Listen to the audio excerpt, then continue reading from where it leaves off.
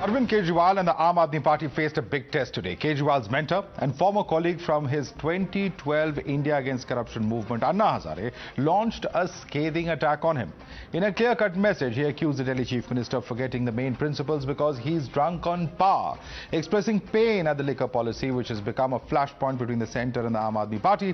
The social activist said that Kejriwal had written idealistic things on liquor policies in his book Swaraj. Hazare also stated that Kejriwal had claimed that no liquor shops will be opened without the area residents' approval. But today, the same man has forgotten those ideals after becoming Chief Minister. Listen in. Policy एक गलत बनाई जिसमें महिलाओं को तकलीफ होगा, समाज में प्रदूषण बढ़ेगा और हमारी युवा शक्ति जो राष्ट्र शक्ति है वो युवा शक्ति बर्बाद हो जाएगी। इसलिए मैंने उसको लिखा नहीं, नीति बनाए वो गलत बनाए ना, वो गलत बनाए इसलिए तो मैंने लेटर लिखा कि ऐसी नीति बनाना ठीक नहीं। जो नीति सिर्फ सत्ता और पैसा सिखाती है। Kejriwal and his team have countered the scathing charges, alleging that it is firing off from Anna's shoulder because the CBI has failed to find an iota of evidence against his members. In fact, Manasvi Thapar too has spoken in on the same. Listen into the counter attack. अब इन्होंने शराब नीति में घोटाला हो गया, अब CBI ने कह दिया कोई घोटाला नहीं हुआ। जनता इनकी बात नहीं मान रही। अभी अन्ना हजारे जी के कंधे पे बंदूक रख के चला रहे हैं। तो ये तो ऐसे करते ही रहते हैं, राजनीति है। मेरा अपना ये मानना है कि अब सीबीआई की जांच हो गई है, कुछ भी नहीं निकला। अब इसके ऊपर राजनीति नहीं होनी चाहिए, नंबर 1। नंबर 2, जो दिल्ली के अंदर 20-20 करोड़ रुपए दे के ये एमएलए खरीदना चाहते थे, उसकी जांच होनी चाहिए। देखिए, बीजेपी की झूठ का अब कोई यकीन नहीं कर रहा। बीजेपी ने इतना झूठ बोला कि अब कोई यकीन नहीं कर रहा है। तब उनको अब अन्ना के सहारा लेना पड़ गया। बीजेपी अन्ना के कंधे पे बंदूक रख के चला रही है, लेकिन सच्चाई सबको पता है। लेकिन आप भी कह रहे हैं कि अन्ना भी अब बीजेपी की भाषा बोल रही है, आप कह रहे हैं। मैंने अपनी बात रख दी आपको। आप कोई बात अगर नहीं कह पा रहे तो किसी और का सहारा लेते हैं। भाजपा भी वही कर रही है। अपना झूठ बुलवाने के लिए, अपना झूठ वो बोल नहीं पाए, चिपका नहीं पाए, तो अपना झूठ चिपकाने के लिए वो अन्ना जी से वो झूठ बुलवा रहे हैं। अन्ना जी के कंधों का सहारा ले रहे हैं। ये एक बार फिर से भारतीय जनता पार्टी का जो क्रेडिबिलिटी लॉस्ट हुआ है ना, ये उसी का प्रमाण है। देखिए, भारतीय जनता पार्टी के झूठ का पर्दाफाश हो चुका है और भारतीय जनता पार्टी की इन बातों का विश्वास नहीं कर रहा। दिल्ली के लोग, देश के लोग इनके चाल चली चेहरे को जानते हैं, इसलिए इनको अब अन्ना जी का सहारा लेना पड़ रहा है। बाकी और हम तो कह रहे हैं कि आज हम तो भारतीय जनता पार्टी पूछ रहे हैं कि आप जांच कराएं, जांच की बात करें ना, जांच पे बात करते हैं, आप जांच कराइए। And now with Anna's assessment, BJP went for Kejriwal's jugular. It said that people like Kejriwal promised Swaraj but end up giving Aparadh Raj. Listen in. मुझे नहीं लगता है कि अन्ना हजारे की बात मानने वाले हैं अरविंद केजरीवाल, क्योंकि अरविंद केजरीवाल ने सपना तो स्वराज का दिखाया था, लेकिन पहुंच गए अपराध राज पे, शराब राज पे। और जिस पीड़ा में अन्ना हजारे साहब ने आज बात करी है, मैं समझता हूं अन्ना हजारे जैसे व्यक्ति का बोलना अरविंद केजरीवाल उनके गैंग का एक बड़ा पर्दाफाश है। लेकिन हम यही तो कह रहे हैं कि आम आदमी पार्टी के भ्रष्टाचार की भूख इतनी बढ़ गई है कि वो अब किसी अन्ना हजारे को पहचानेंगे नहीं। You're watching the News Hour at 10, debate number 2 on Times Now, Super Prime Time. And for more on this, let's go across to our guests. With us is Sanju Verma, national spokesperson of the BJP. Akashdeep Muni is with us, a political analyst. Ravi Srivastava is a political analyst. Also joining us on the broadcast is Manasvi Thapar, lawyer and political analyst. Let me first and foremost go across to Ravi Srivastava. Ravi Srivastava, even if we discount what the BJP is saying on that, leave aside the political debate, this is a massive, massive embarrassment for Arvind Kejriwal. Here is a person whom he had stood shoulder to shoulder with throughout the India Against Corruption movement, the movement that virtually, brought Kejriwal to superstardom or to the national limelight, whatever you choose to call it. And here is a person who's saying that the Arvind Kejriwal has not only failed in his liquor policy, but as a person he has changed. His own position vis-a-vis liquor, what he has written in books like Swaraj, has drastically changed. It's a massive embarrassment, Ravi Srivastava. Madhav, first of all, a word of appreciation for you, because you were the person who used to cover Anna Hazare meeting, and you were covering it extensively in that BKC ground when Anna was sitting on a fast. So, but we were only doing our job, sir. That, let us be a little practical. And our position has not changed on either corruption or any of the other policy issues, by the way. Right. So the issue is that you are two different groups altogether. We were India Against Corruption. I was the founder. We had made certain policies. We had made a helpline. All those things we did. But once it converted into a political party, all your priorities undergo a serious change. Why? Because now you cannot question the government. Now you are here to work for the people. As a politician, you are supposed to bring them, electricity, the water, the education, the health, the infrastructure, the employment, all those things you have to do. So here you cannot do that, a dharna and a andolan on every third day, something like that. So what I'm saying on the policy matter, I think Arvind Kejriwal has not deviated. He is very much he has it in the heart, whatever he has said or whatever he wrote in the book Swaraj. But today he is a politician and he has to run a government and he has to take on the giants in the politics like Gujarat and Himachal and all those places. So he has compromised. He is not deviated, but he has had to compromise. Would you agree? No, it's not a compromise. But I would say if that liquor is so bad, and have the prohibition across the country. You have it in Bihar, you have it in Gujarat, and people are dying of the illicit liquor. I think he made a very good policy as far as Delhi is concerned. And except that, the whatever shortcomings or the Chief Secretary's report and all which are under investigation by the CBI, who also could not find anything. Okay, Sanju Verma. Let it go on.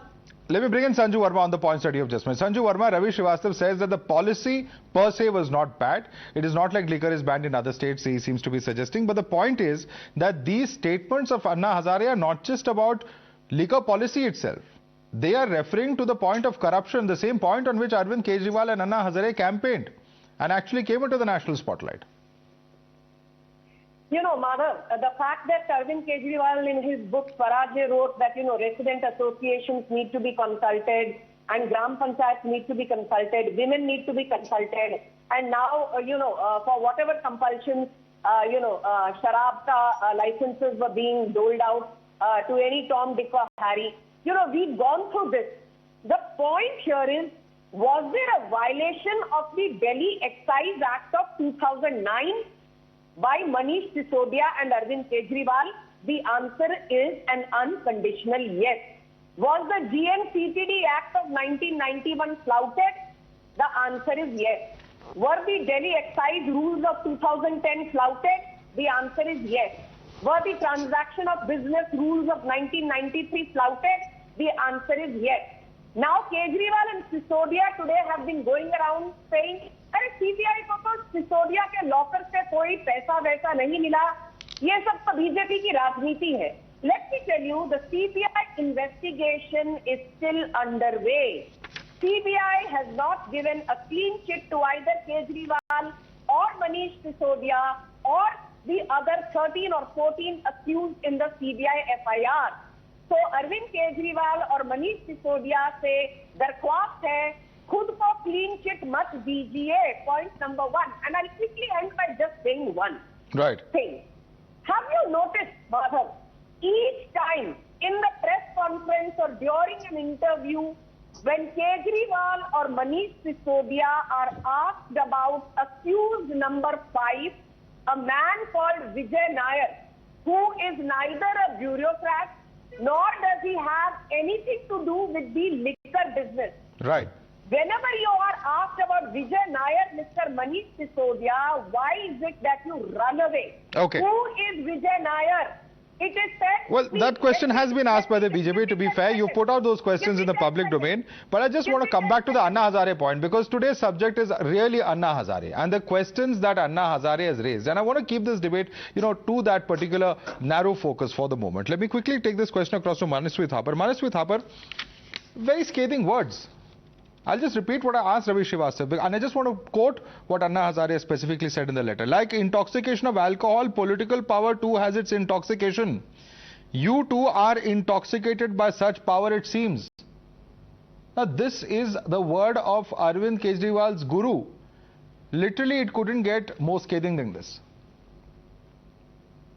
So suddenly BJP have all the love for Anna Hazare. That is very interesting to see. The same Anna Hazare in 2011 when he went to Gujarat for 2 days visit, I think Ravi ji would remember this.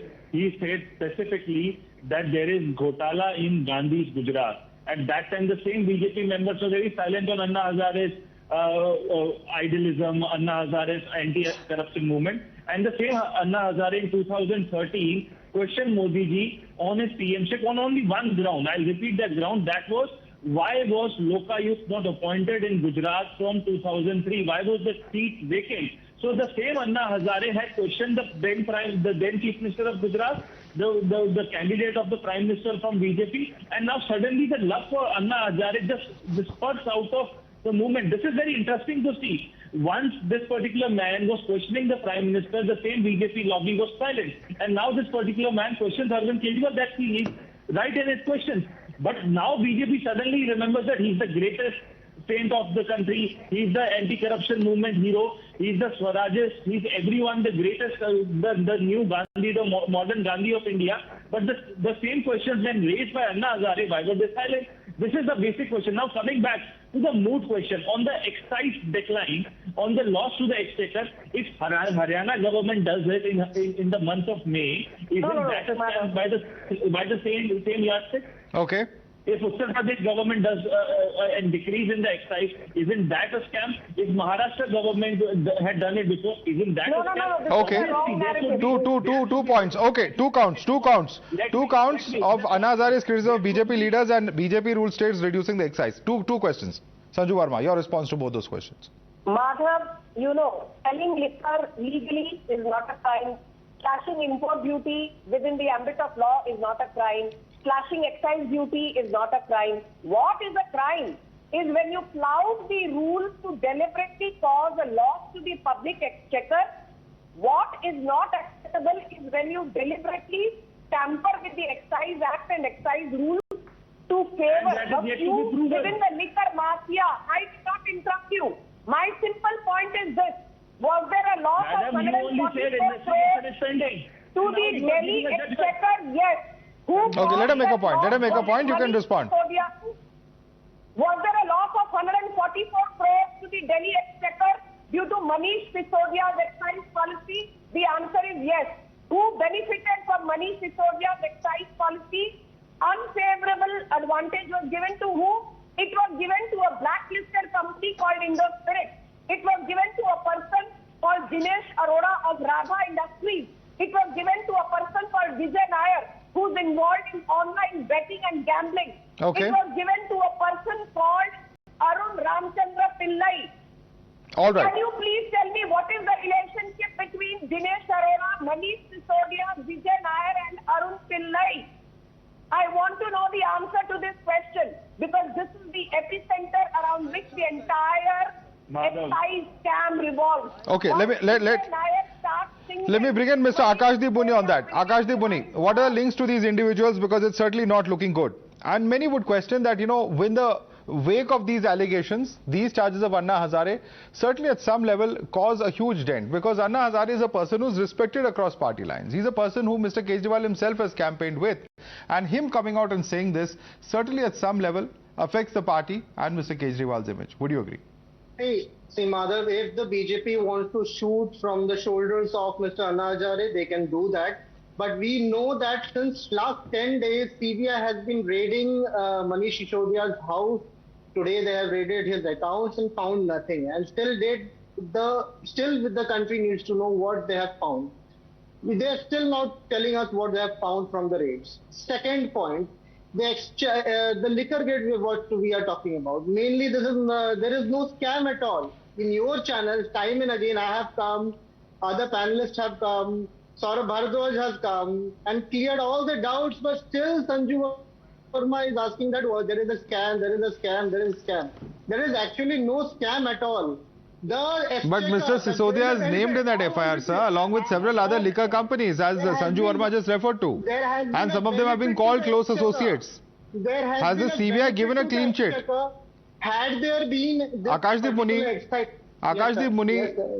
you know, Aam Aadmi Party is giving itself a clean sheet. The CBI has not done so. Exactly. No, it's not about giving a clean sheet. Let me know what they have found. If they have not, if they found some evidence, let me know. So we'll know when they file the charge sheet. If they have evidence or don't have evidence, it will be known when the charge sheet is filed. They have 90 days to file the charge sheet as per the due process of law.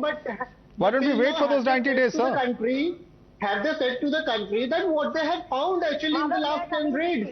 No. One thing, Sanju Verma, you can always argue. You can always argue. Okay, let me put that question to Sanju Verma. Sanju Verma, the core of this argument seems to be in the case of Partha Chatterjee, we found huge wads of notes that were, in fact, videos of which were circulated. If the CBI had found that kind of money, it would have been out in the public domain by now. This is Aam Aadmi Party's argument that if anything had been found by the agency, it would be out in the public domain. How do you respond to that? You know, Madhav, first and foremost, every case has to be decided on its own merit. You know, the Delhi liquor scam is not equal to Partha Chatterjee's, case. Be that as it may, I quickly just want to say a few things. Let's not deviate from the topic. I want to just say that in any case, finally, it is the witness which is most important. Today, why Anil Deshmukh is behind bars? Because there was a key witness called Sanjay Palande, and Bombay High Court repeatedly rejected Anil Deshmukh's bail plea. Why is Nawab Malik behind bars? Because there was a money trail that was established and his bail plea was repeatedly rejected by Bombay High Court. Now it's the case of Manish Sisodia. Who are the key people who can come up as being witnesses? One is Vijay Nair, one is Samir Mahendru of blacklisted company called Industry. One is Dinesh Arora of Radha Industries. Okay. One is Sunny Marwa, who is being interrogated by the CBI. One is Amarjit Dhal of Brindco Sale. Okay. And one is Arun Ramchandran. Let me put that question to Ravi Srivastava. Okay, fair enough. There may be more. Ravi Srivastava, Sanju Verma has a point. Every case is different, and every agency does not have to, come out and make its findings public immediately. There may be something that has been found that has not yet come out yet, that could perhaps come out in the charge sheet. They may be in the process of verifying other information. Perhaps one of the, owners of those companies could reveal or not explain some of the accounts, and all of these takes time to establish. I think that seems to be the suggestion of Sanju Verma. How do you respond to that? Absolutely. There is. And now allow me to respond now. Sanju, you asked a question. Now let Ravi Srivastava respond. Yeah, Ravi Srivastava. See, point is that there is no issue. Manish Sisodia himself said, I welcome it. You come and inquire.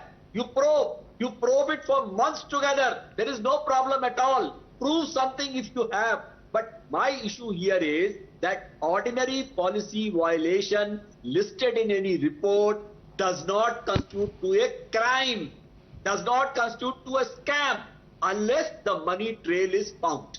So unless the money trail is found, this is a baseless charges which do not need even a reply from anybody.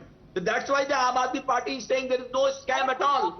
You keep probing. If you find out something, your 90 days limit is there. You file a charge sheet, find out if something is there. But let me tell you, this is all because of the Gujarat election. The moment Gujarat election dates are announced, all these cases will go into the cold storage. Take my word. You will not be debating a word about it. You take my words. Okay, this is only being done for the Gujarat election. That's an argument exempt that Aam Aadmi Party has made. Sanju Verma. Madhav, okay, I'm completely, surprised at this lame argument that BJP Aam Aadmi Party se dar gayi hai. Last time in Gujarat local body elections, Aam Aadmi Party won 27 seats in Surat. They lost deposits in Ahmedabad. Aam Aadmi Party lost deposit in Gandhinagar. Aam Aadmi Party lost deposit in Bhavnagar. Aam Aadmi Party lost deposits in Jamnagar. Aam Aadmi Party lost deposits in Rajkot. You lost deposits everywhere barring Surat.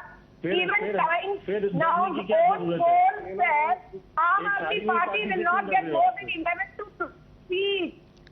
I want to bring the debate. I want to bring the debate back. I think we've steered very far away from Anna Hazare, and I want to bring the debate back to the Anna Hazare letter itself. Akashdeep Muni, there is one more point that Anna Hazare has made. He writes to Arvind Kejriwal and he says that rather than bringing in a strong Lokpal and anti-corruption laws, you brought in this liquor policy that is anti-people, particularly anti-women, he says. And he cited his village Ralegaon, Siddhi and the state of Maharashtra as ideals on liquor policy. But in Delhi, he says liquor shops were open in every corner. People seem to be trapped in a circle for money, for power, and money for power and power for money doesn't suit a party that emerged from a major movement in which even Mr. Anna Hazare was a part of. Doesn't this take away at some level or the other from the image of the Aam Aadmi Party and the Delhi government?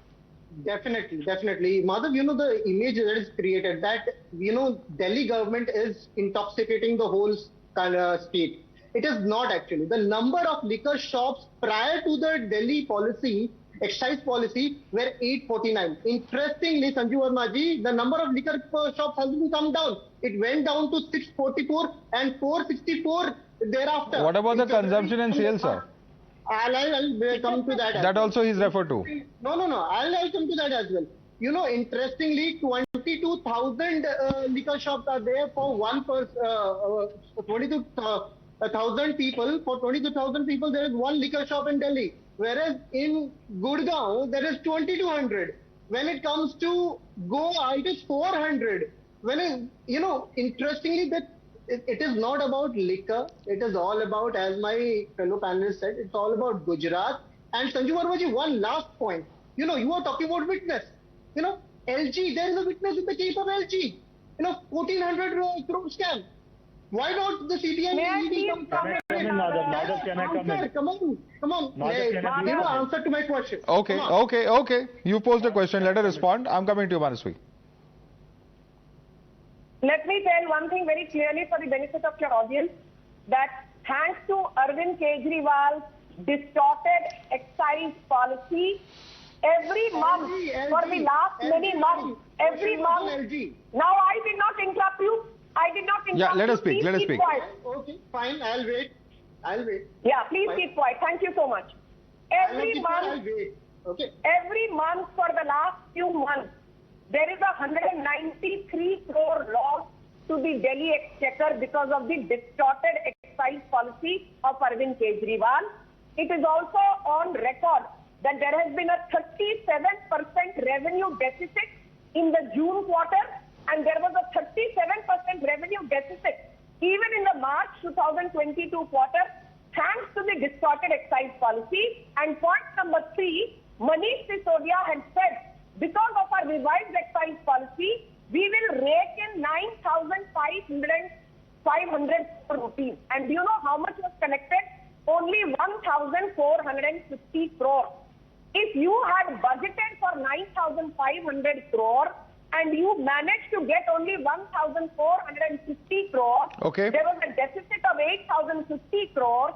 How is it that you have been tom-tomming and telling people that you are running a revenue surplus? There again you have been lying, and now coming to the accusations against the LG. Let me just say one thing. Be it Vinay Kumar Saxena, the current LG, be it the previous LG Anil Baijan, be it the LG prior to that Najib Jung, be it the LG prior to Najib Jung Tejinder Khanna, Arvind Kejriwal has never had good relationships with any Lieutenant Governor of Delhi. He does not know how to work professionally with the LG. We'll have to leave it there. Unfortunately, completely out of time. I'd like to thank Manasvi Thapar, Ravi Srivastava, Akashdeep Muni and Sanju Verma for joining us. But certainly, of course, a letter from Anna Hazare to Arvind Kejriwal that has become a huge talking point beyond the political fight. What really will the impact of this letter be as far as the image of the Aam Aadmi Party and Arvind Kejriwal himself is concerned? That's what you to watch out for in coming days. Thanks so much for joining us on the Scathing debate on the NewsHour Agenda.